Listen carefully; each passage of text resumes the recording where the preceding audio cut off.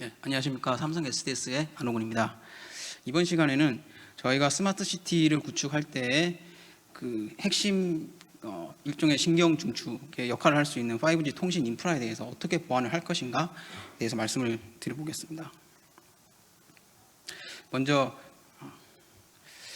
제 소개를 드리자면은 저는 삼성 SDS 보안사업계획팀의 IoT 보안사업 리딩을 하고 있고요. 현재 두 개의 프로젝트를 진행을 하고 있고, 첫 번째는 한국전력연구원하고 스마트 그리드 관련 보안 프로젝트를 진행을 하고 있고, 또 산업설비 보안 프로젝트 관련해서 스마트 공장 내 그 산업설비 시스템에 대한 보안을 어떻게 개선할 것인가, 이런 프로젝트를 진행을 하고 있습니다. 네, 우선 이게 한글 발표 자료가 맞나요?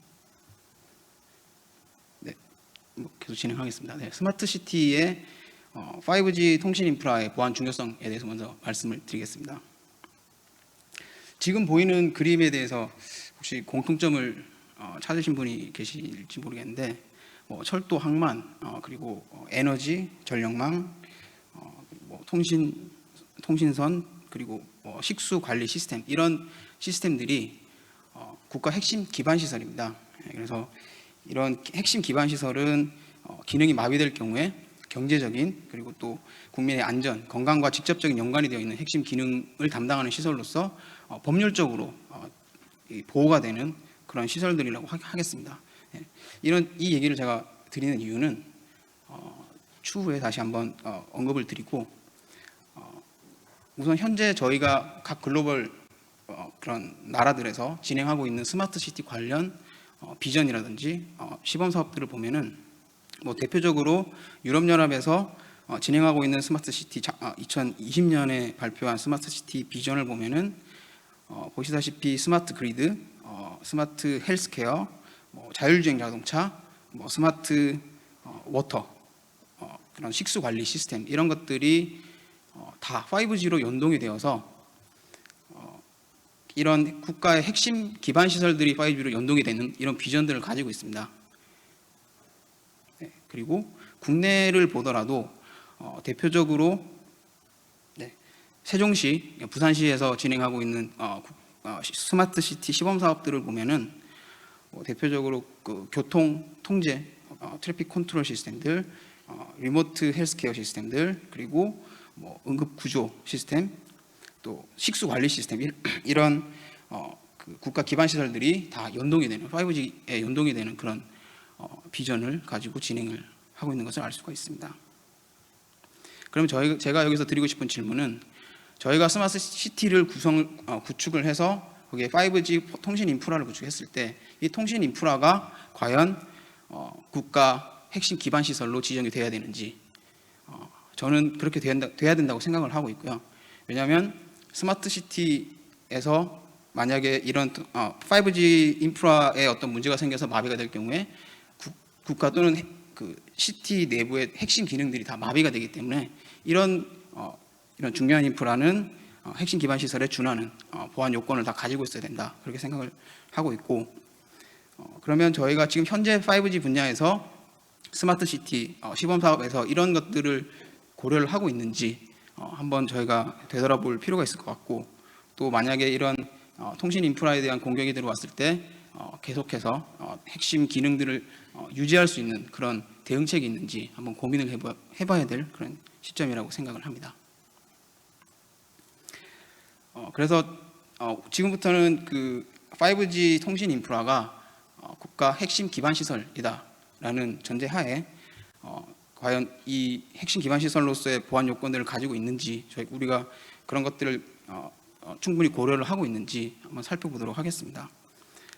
우선 지금 현재 법령이라든지 표준, 이런 것들에서 요구하고 있는 일반적인 보안 요건들을 간단하게 살펴보겠습니다. 5G 통신 인프라는 이제 가장 유사한 법률이 정보통신 기반 보호법이 될 텐데, 시행령을 보면은 보안 요건들을 크게 세 가지 축으로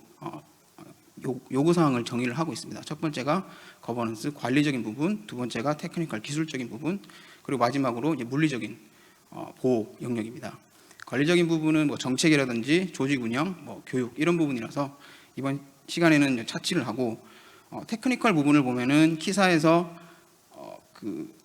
정보통신 기반 시설에 대한 뭐 취약점 분석이라든지 어떤 평가 기준을 제시를 하고 있는데, 가이드를 제시하고 있는데, 내용을 뭐 여러 가지 보안 요건들이 있겠지만 대표적으로는 뭐 접근 통제, 인증, 권한 관리, 뭐 정보 인포메이션 리키지 프리벤션, 시스템 인테그리티 관련 이런 요건들을 제시하고 있고, 대략적으로 봤을 때는 저희가 이미 알고 있는 레거시 IT 시스템에서 요구하는 그런 그런 보안 요구 사항들과 크게 다르지 않고 뭐 대동소이하다고 생각하시면 될 것 같습니다. 그리고 마지막으로 이제 물리적인 보안 부분이 있는데, 이 부분은 제가 좀 더 뒤에서 좀 더 설명을 드릴 예정인데, 이런 국가 기반 시설은 물리적으로 접근 통제를 해야 되고, 또 서베일런스를 통해서 실시간 감시를 해야 된다라는 요구사항이 있습니다. 그러면 현재 지금 3GPP의 대표적인 이제 표준 기관으로서 앞에서 말한 이런 시행령들이 요구하는 보안 사항을 충족하고 있는지 한번 보면은, 그 3GPP에서 말하는 대표적인 이제 시큐리티 아키텍처를 보면 6가지 도메인에서 6가지 리ኳ이어먼트를 이야기를 하고 있습니다. 6가지 도메인은 사용자 단말, 유심, 그리고 AU, DU 같은 기지국, 그리고 코어 네트워크, 홈 네트워크, 그리고 그 위에 올라가는 어플리케이션 레이어, 서비스 레이어를 이야기를 하고 있습니다. 그 지금 현재 파란색으로 표시되어 있는 이 부분은 이제 그 장비 제조사가 담당해야 될 부분이고요. 이제 크게 3가지 보안 요건이 있는데, 네트워크 액세스 시큐리티라고 해서 장비 인터페이스 간에 서로 상호 간의 인증, 그리고 뭐 액세스 컨트롤, 두 번째는 네트워크 도메인 시큐리티라고 해서 라디오 웨이브를 송수신할 때 그 프로토콜에 대한 보안, 그리고 마지막으로 그 코어 네트워크와 홈 네트워크 사이에 서비스 디스커버리나 레지스트레이션 이런 거 관련 인증 관련된 그런 보안 요건들을 제시를 하고 있습니다. 그래서 장비 제조사가 아닌 일반적인 이제 장비 구축업자나 뭐 운영사에서는 조금 그 하이 레벨 리ኳ이어먼트이기 때문에 뭐 감이 안 오실 수가 있고, 또 직접적인 어떤 뭐 어떤 행동을 할 수 없는 부분이 있긴 한데, 그래서 그 3GPP에서는 그 애니사스라는 프로그램을 운영을 하고 있고요. 장비 제조사가 장비를 제조하게 되면은 2가지 측면에서 프로덕트 그 개발 라이프 사이클 내에서 제대로 개발이 되어 있는지, 그리고 제품에 대해서 실제로 테스트 랩에서 테스트를 해서 보안 평가를 한 후에 보안 레벨을 지정을 하고 인증을 해주게 됩니다. 그래서 보안 이런 그 시스템 운영사, 제조업자가 아닌 시스템 구축업자들은 이런 애니사스라든지 그에 준하는 보안 요건을 만족하는 장비를 사용해 주실 것을 이제 공고를 드리고, 이제 빨간색으로 표시된 이 어플리케이션 그리고 서비스 레이어를 보면은 유저 도메인 시스템이라고 해서 유저의 단말 보안, 그리고 어플리케이션 도메인이라고 해서 어플리케이션 내에서 데이터들이 송수신할 때 데이터를 어떻게 보호할 것인가, 그리고 마지막으로 보안 모니터링, 그리고 정책 관리 이런 부분들을 이야기를 하고 있는데, 사실 이 표준을 보면은 이 어플리케이션 레이어, 서비스 레이어는 각각의 환경마다 다 다르기 때문에 사실 이제 표준이 구체적으로 어떤 기술적인 요구사항을 제시하고 있지는 않습니다. 그래서 이 영역은 시스템 구축업자, 운영사들이 이제 자체적으로 그 환경에 맞춰서 그 보안 요건들을 도출을 하고 구축을 해야 되는 그런 책임을 가지고 있다, 이렇게 생각하시면 될 것 같습니다. 그래서 그런 표준이 구체적인 사항을 제시하지 못하기 때문에 각 나라에서 이제 테스트베드 형식으로 시범 사업을 많이 진행을 하고 있는데, 국내에서는 대표적으로 이제 세종시 사례를 보면은 뭐 내부망에 VDI 업무용 시스템이 있고, 사내망에 뭐그 프라이빗 5G 기지국을 건설해서 이 기지국을 통해 가지고 업무망에 접속을 하고, 외부망에서는 커머셜 통신업자들이 제공하는 5G 코어 기지국을 통해서 접속하는 이런 테스트베드를 구축을 해서 국정원에서 이제 그 보안 위협에 대한 분석을 하고, 또 펜테스트를 통해서 취약점을 이제 도출을 했는데, 대표적으로 이제 엔드포인트에서는 악성 코드 감염, 그리고 그 정보 유출 그리고 뭐 비인가자에 의한 인증, 접속 이런 것들을 도출을 했고, 저희가 주목하는 5G 인프라스트럭처에서는 그 5G 코어라든지 엣지 장비, 기지국의 어떤 취약점이 있어서 도청, 도함청을 할 수 있는 위협, 그리고 서플라이 체인 어택이라고 해서 장비 제조업자들이 오픈 소스나 서드 파티 라이브러리를 갖다 쓸 때 거기에 악성 코드들이 삽입되어 있을 수 있는 그런 위협들을 위협으로 도출을 했고, 그리고 5G 네트워크 슬라이싱이 잘못 구현이 돼서 각 분리된 망 간에 서로 데이터가 공유되거나 이런, 그리고 디도스 이런 것들을 도출을 했습니다. 그리고 이 위협에 대해서 이제 국정원에서 6가지 리퀘어먼트에 대해서 이야기를 하고 있는데, 네트워크 인크립션, 그리고 단말에 대한 권한 관리, 인증, 그리고 트래픽 분리, 네트워크 분리, 디바이스 단말 보안, 그리고 디바이스 시큐리티 매니지먼트 이런 부분들을 얘기를 하고 있고, 제가 여기서 이 부분들에 대해서 상세적으로 얘기 드리려고 하는 건 아니고, 제가 지금 드리고 싶은 말씀은 지금 여기 어플리케이션 레이어에서 말하고 있는 그런 기술적인 보안 요건들은 현재 저희가 마켓에서 어느 정도 성숙된 보안 기술들, 액세스 컨트롤이라든지 권한 관리, 인증, 시스템 인테그리티 관련 이런 부분들, 이런 기술들을 이용해서 충분히 저희가 만족시킬 수 있는 그런 요건들이다, 이렇게 말씀을 드릴 수 있는데, 아까 법령에서 말씀드린 그 마지막 부분 물리적인 보안을 어떻게 할 것인가에 대해서는 아직까지 큰 고민이 되고 있지 않는 것 같습니다. 그래서 지금부터는 물리적인 보안에 대해서 한번 설명을 드려보겠습니다. 저희 SDS에서 제공하는 이제 프라이빗 5G 아키텍처인데 대부분 다 비슷한 유형의 아키텍처를 가지고 있을 거라고 생각을 합니다. 그래서 왼쪽에 보시면은 외부망에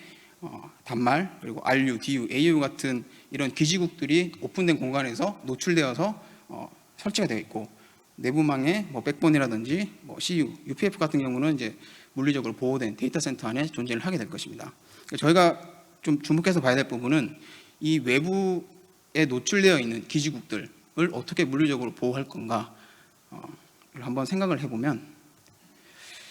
그 5G 환경 특성상 큰 이제 보안 이슈가 있습니다. 이온 5G 같은 이런 프라이빗 5G를 구축을 할 때 24GHz에서 100GHz 같은 고주파 대역을 사용하게 될 텐데, 장점은 당연히 이제 하이 밴드위스, 로우 레이턴시와 같이 안정적인 신뢰할 수 있는 그 네트워크를 구성할 수 있는 반면에, 단점은 이제 고대역 주파수를 사용하다 보니까 커버리지가 낮고, 그렇게 하다 보니까 결국 이제 투과율도 낮음에 의해서 결국 커버리지를 높이기 위해서는 기지국을 많이 설치를 해야 된다라는 단점이 있습니다. 그럼 보안적인 입장에서 봤을 때는 이런 퍼블릭 공간에 노출되어 있는 기지국들을 어떻게 보완할 수 있을까? 사실 현실적으로는 불가능하다라는 게 현실인 것 같고요. 만약에 저희가 5G를 본격적으로 구축을 하게 된다면 사진에서 보시는 것처럼 이런 기지국들이 건물 옥상이라든지 여러 군데 질비하게 설치가 되어 있을 텐데, 물리적으로 접근이 가능하다는 의미는 얼마든지 어떤 공격이 가능하다. 그래서 저희 랩에서 보시는 사진, 중간 사진을 보면은 소형 LTE 모뎀 같은 이 모델을 테스트해 봤을 때도 물리적으로 저기 연결을 해서 콘솔을 해킹해서 조작을 할 수 있고, 또 오른쪽 사진 같은 경우는 아주 구형 DCU 장비이긴 한데 시리얼 포트로 직접 연결을 해서 얼마든지 시스템을 조작할 수 있는 그런 위협이 존재한다, 이렇게 말씀을 드리겠습니다. 그래서 그 스마트 시티를 저희가 이제 구축을 할 때 가장 큰 이슈가 물리적으로 보호할 수 없는 장비에 대해서 어떻게 그에 상응하는 보호 기능을 갖추어야 될지에 대해서 이제 한번 말씀을 드려보면, 현재 물론 이 부분에 대해서는 저희가 앞으로 계속해서 보안 기술들을 개발하고 고민을 해 나가겠지만, 현재 그 시장 내에서 존재하는 기술들을 최대한 활용해서 얼마만큼 그런 물리적 보안에 상응하는 그런 수준을 만들 수 있을 것인가 설명을 드려보겠습니다. 먼저 가정을 하면은, 예를 들어서 세종시에서 이제 이런 5G 인프라를 구축을 해서 스마트 시티를 운영을 하는데, 그러면 기지국들이 최소 수천 대에서 수만 대가 이렇게 설치가 돼 있고, 그 기지국들을 유지보수하는 유지보수 인력들이 있다고 가정을 하면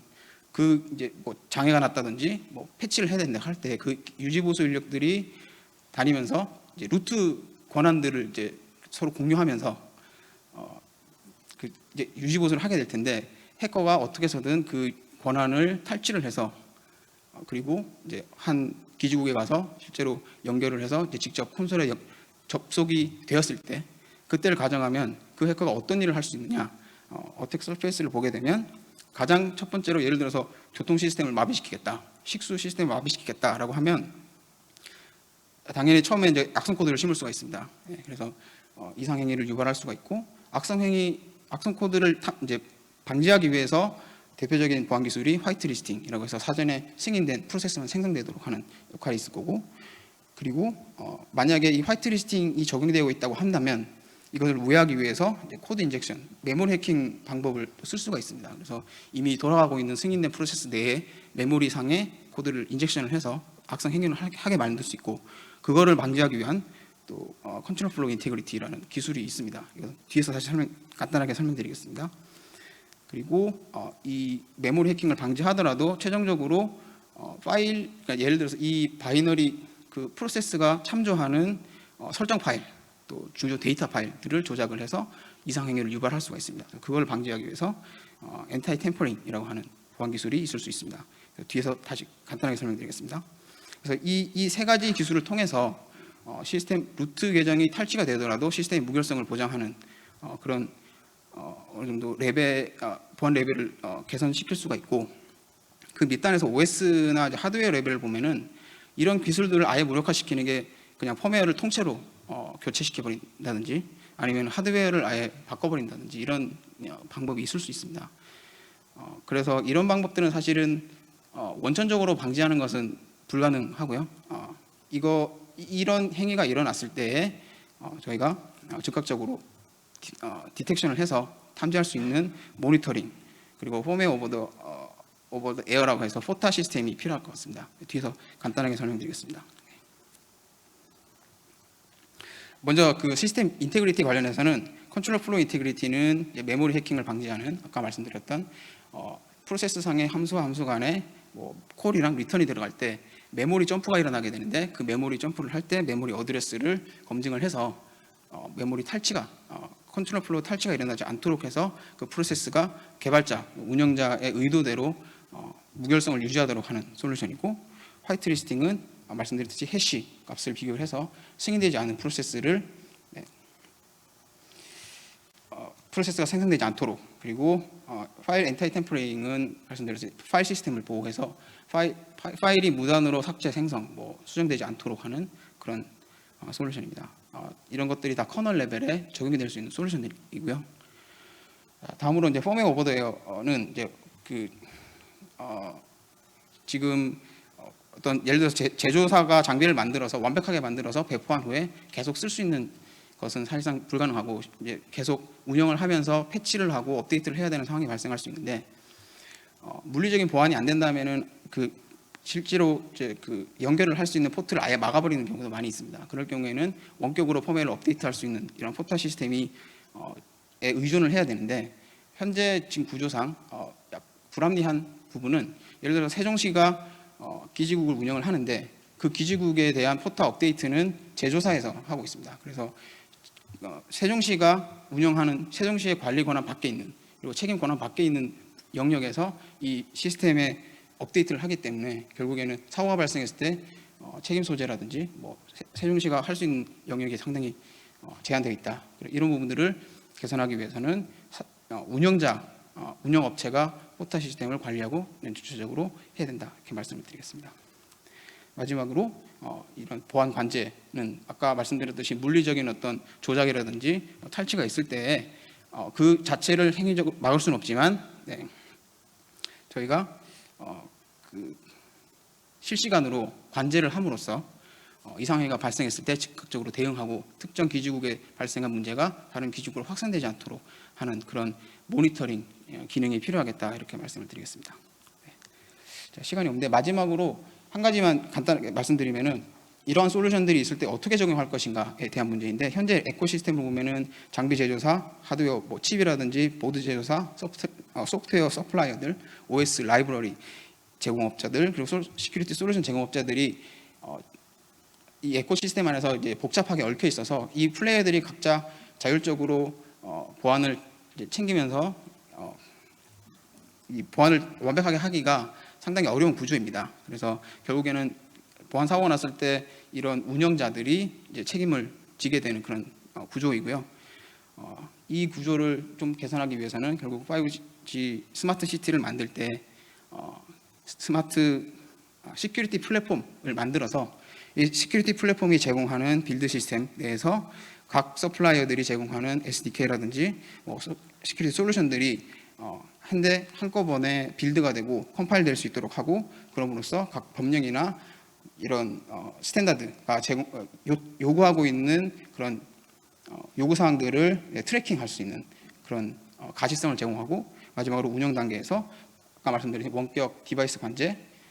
펌웨어 관제, 뭐 정책 관리 이런 것들을 할 수 있는 그런 플랫폼이 꼭 필요할 것 같다, 이렇게 말씀을 드리겠습니다. 네, 이상입니다.